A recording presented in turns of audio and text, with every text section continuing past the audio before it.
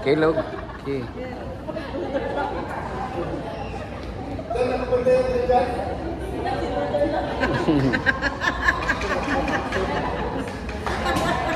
Bright today.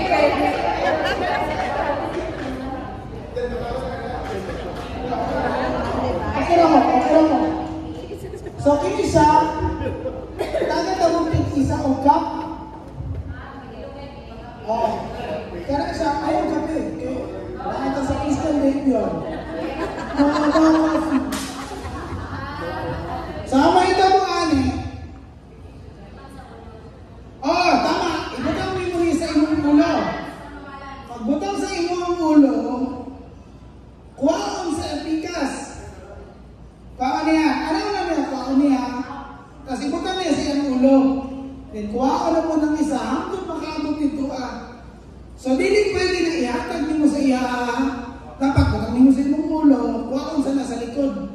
Hanggang maabot dito sa pinakatumoy. Ang pinakalas ang pinakalas na makakuha, pinakaunang makaabot dito, siya yung sagot sa answer. Okay? Gets? Then after nun, mukha na lang tayo, move. Then yung nag-answer. Then yung nag-answer na po, dumato din sa tubangan.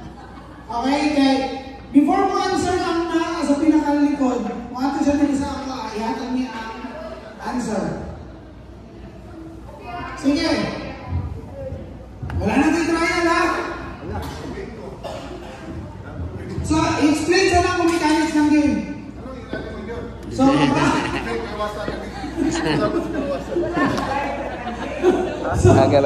Agara.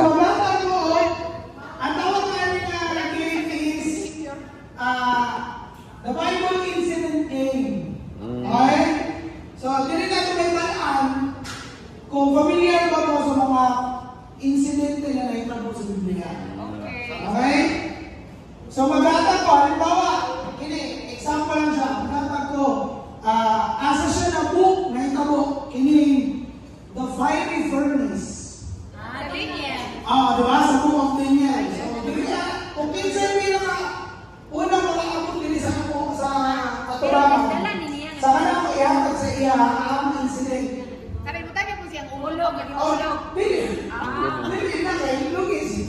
Ang dami.